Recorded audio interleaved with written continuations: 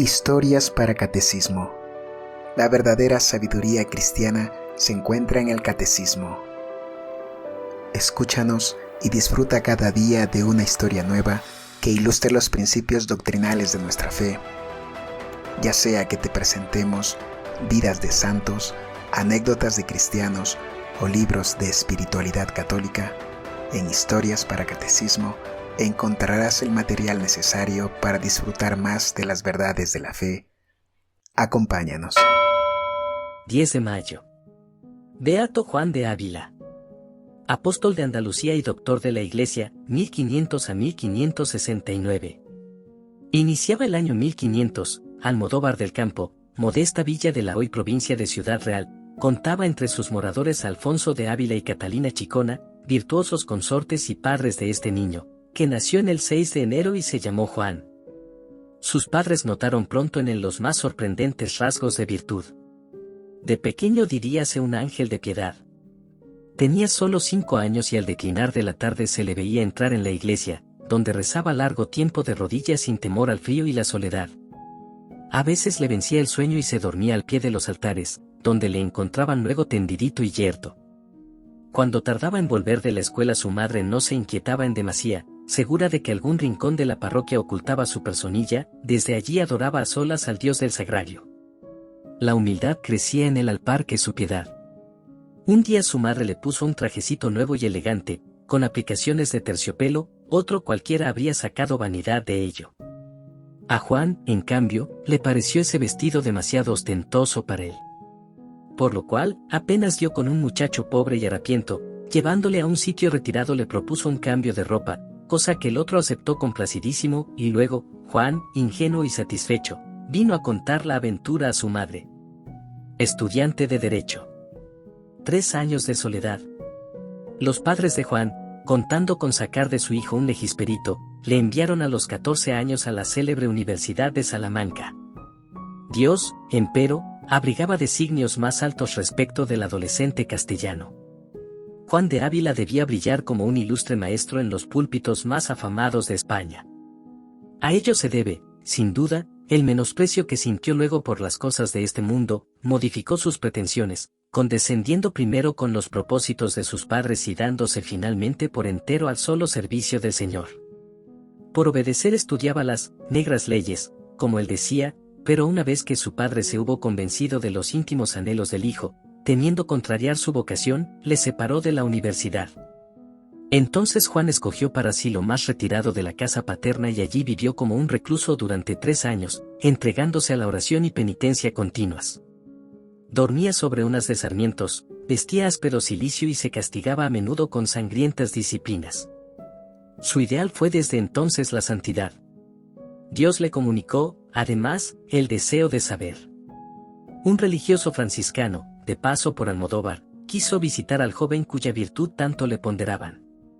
Viole y quedó gratamente impresionado, con discreta libertad le señaló, sin embargo, una deficiencia que creyó observar en su género de vida. No te es lícito, le dijo, enterrar, como lo haces, los talentos que Dios te ha confiado. Deber tuyo es hacerlos fructificar, estudia las ciencias que un día te permitirán servir a la Iglesia. En vez del derecho, estudia las ciencias sagradas. Este estudio le dará a tu alma alimento más sustancial y delicioso, y, además, la necesaria aptitud para trabajar en la gloria de Dios y provecho del prójimo.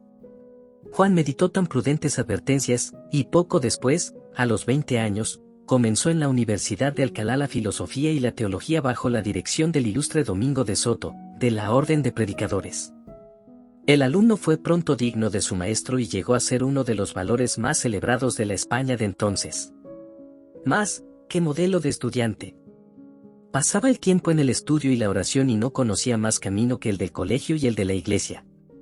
Pronto hallóse en disposición de recibir las sagradas órdenes y ofrecer el santo sacrificio de la misa, lo que hizo por primera vez en su ciudad natal. Sucediéronse los años y siguió Juan de Ávila, ya ausente, siendo el dechado de los escolares de Alcalá, a propuesta de sus mismos profesores. Augurios maravillosos. La voluntad de un arzobispo. Ya tenemos a Juan sacerdote. Al subir las gradas del altar experimentó un gran pesar, pero solo uno, el de no contar ya con el cariño de sus excelentes padres, habitantes de la gloria desde algunos años. Solían, por entonces, los misacantanos solemnizar la primera misa con un ágape familiar.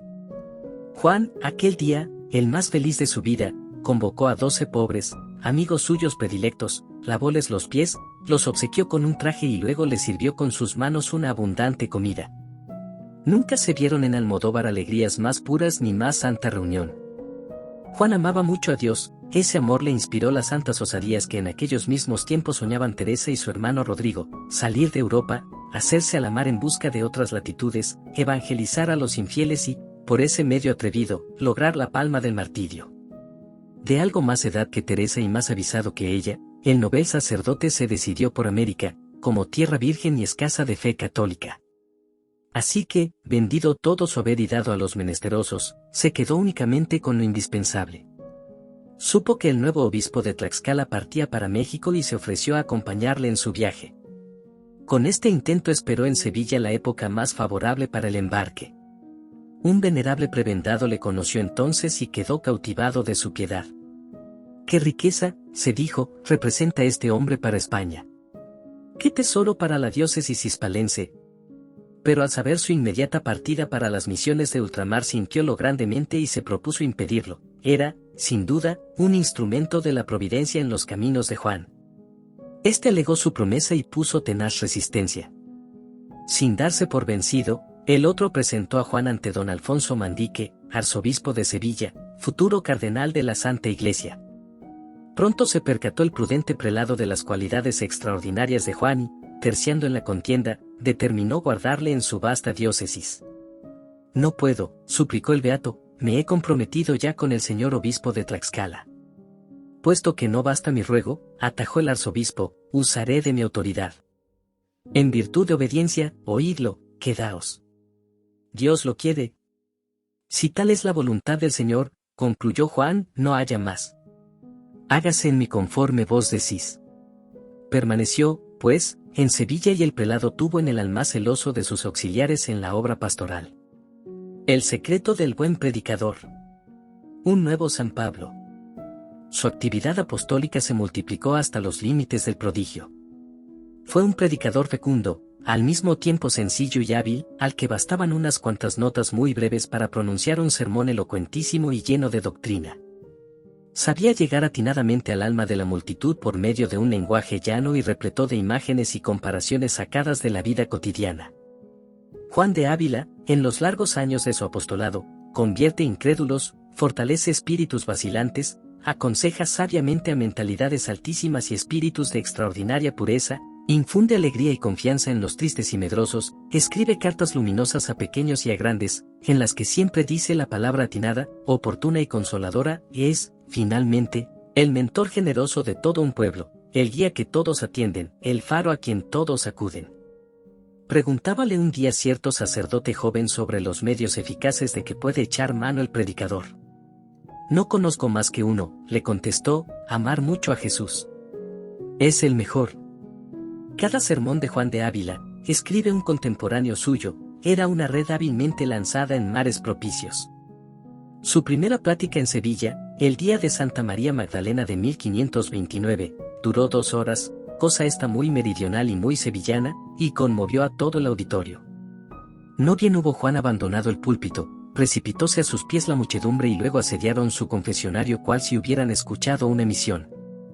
Tomó por modelo a San Pablo en sus predicaciones, leyó 1 y 1000 veces sus epístolas hasta sabérselas de memoria, de modo que sus sermones eran como glosas sencillas de aquella sublime doctrina. Escuchábale en cierta ocasión un teólogo dominico comentar uno de los pasajes más oscuros del apóstol y resumió así sus impresiones. «Esta mañana», dijo, «he oído a San Pablo explicado por San Pablo. La misión de Córdoba. Andalucía fue el campo habitual del apostolado de Juan. Llamado a Córdoba, con repetidas instancias, por el obispo don Juan de Toledo, operó en pocos días una verdadera transformación. Córdoba tenía de ello gran necesidad. La corrupción abarcaba a todas las clases sociales, la juventud se daba a los placeres, la nobleza al lujo desenfrenado, el pueblo a las insanas emociones del juego, el mismo clero llevaba vida menos edificante. Pero, llega el siervo de Dios, rehúsa el magnífico alojamiento que le tenían preparado en el palacio episcopal, y prefiere ocupar una humilde habitación en el hospital de San Bartolomé. Desde ella veía de continuo el sagrario de la iglesia vecina. Allí trataba con Dios, presente en el altar, las graves cuestiones de su oficio. Mediada apenas la misión, el cambio fue notorio. Cerráronse las casas de juego, cesaron los odios inveterados, los escándalos no se repitieron. Córdoba imitó a Nínive en la penitencia como la imitara en la disolución. Sin dar muestras de cansancio, aquel Jonás, más fiel que el enviado bíblico, distribuía sus días entre el confesonario y el púlpito. Acostumbro, decía, a golpear el hierro cuando está caliente, por eso acabo siempre mis sermones exhortando vivamente a la purificación penitencial. A veces no bastaban las horas del día para recoger y completar el fruto producido en un sermón. Desde el tribunal de la penitencia logró, en efecto, mayor número de conversiones que desde la cátedra del Espíritu Santo. Y lo más notable del caso es que sus convertidos perseveraban en sus nuevos saludables propósitos. En Córdoba consolidó su obra fundando una escuela gratuita que él mismo dotaba de maestros. En la fundación del Seminario de la Asunción, le ayudó eficazmente con sus liberalidades don Pedro López, afamado médico del emperador Carlos V.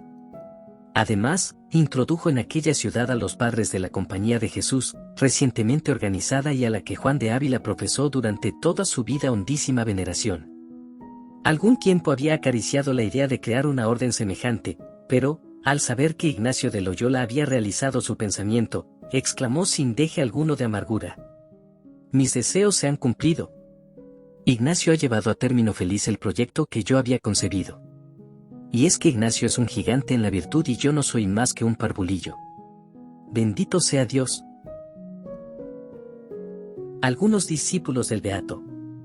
Nuestro Beato tuvo entre sus virtudes la de formar hombres, más aún, formó santos, algunos de los cuales le han precedido en los altares y le sobrepasan en los honores litúrgicos. Dos de los de su época son hechura de Juan de Ávila, San Francisco de Borja y San Juan de Dios. En ambos la predicación del apóstol de Andalucía ejerce decisiva influencia. Caen sus palabras como luz bendita sobre el primer estremecimiento profundo del alma caballeresca del primero. Ya llevaba en sí la gran idea de no servir más a Señor que se pudiese morir. Y en sazón tan oportuna oyó a Juan de Ávila, comunicó con él, le dijo sus angustias y turbaciones, y el pastor supo ver en el acto la calidad excelente de la oveja que se acogía a su amparo y cuidado. También fue la palabra encendida de Juan de Ávila la que despertó las enormes energías espirituales que en su seno guardaba Juan de Dios. Y fue Santa Teresa la que recibió del venerable maestro una orientación segura, y fue el insigne varón de Loyola quien en momentos atribulados vio llegar unas letras de Juan de Ávila que le animaban a seguir su labor. Y fue, finalmente, el insigne reformador extremeño, San Pedro de Alcántara, prodigio de penitencia y de doctrina. Pocas cosas corroboran hoy la grandeza de Juan de Ávila y la estimación que supo granjearse como su correspondencia con las grandes figuras religiosas del momento. Detengámonos brevemente en las tres siguientes, que son aquel momento interesantísimo del magisterio de Juan de Ávila en que le pusieron por delante el libro de la vida de Santa Teresa de Jesús, con objeto de que lo leyese, opinara sobre él y diese su consejo. El beato leyó atentamente el libro y remitió a la fundadora un dictamen que la consoló profundamente.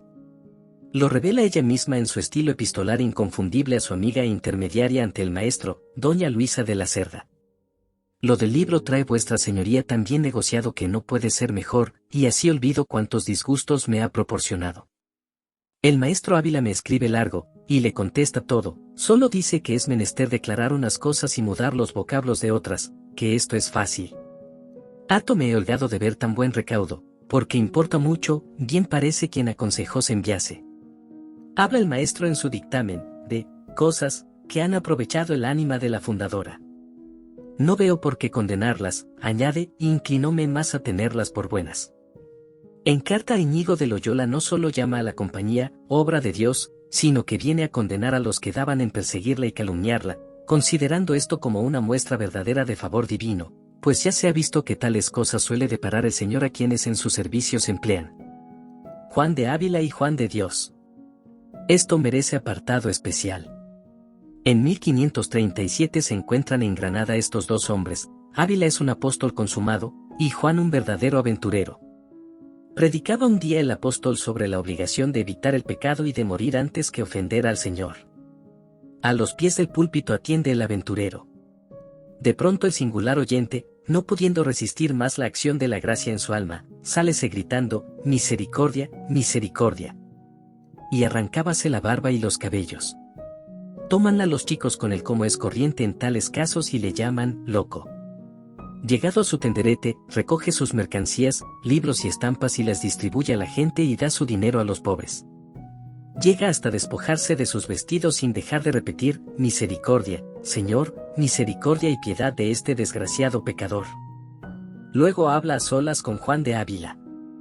Este, ilustrado de lo alto, descubre las gracias extraordinarias que adornan al convertido, aprueba sus propósitos de expiación y le promete la ayuda de sus consejos y su dirección. Desde aquel día, como nuevamente nacido a la vida de la gracia, llamóse el hombre Juan de Dios. Y en cumplimiento de sus propósitos hizo también el loco, que hubo de ser internado en un manicomio, donde sobrellevó con inaudita paciencia el rudo tratamiento que entonces se usaba con esta clase de dolientes. Así habría seguido hasta la muerte, si el santo director, juzgando ya suficientes las humillaciones sufridas, no le hubiera ordenado frenar su fervor y aconsejado se entregase a cosas más útiles del servicio de Dios. Obedeció el humilde discípulo y acometió, bajo la dirección del maestro, las levantadas obras de caridad cristiana que le han dado tanta nombradía ante Dios y ante los hombres, con la fundación de la gloriosa Orden de los Hermanos Hospitalarios. Últimos años. Padecimientos y muerte. Furioso el demonio ante las conversiones obradas por el siervo de Dios, utilizó contra él todas las armas de sus arsenales. Primero echó mano de la calumnia. Hacia 1533, Juan de Ávila fue acusado al tribunal de la Inquisición, achacábanle demasiada severidad de doctrina. Mientras se establecía su causa, fue encarcelado. Empero, el acusado no perdió un punto su serenidad. Dios, decía, sabe mi inocencia y esto basta. Pasados varios meses, el santo seguía preso. Los jueces interpretaron torcidamente su silencio, tuviéronle por culpable, ya que nada deponía en propia defensa.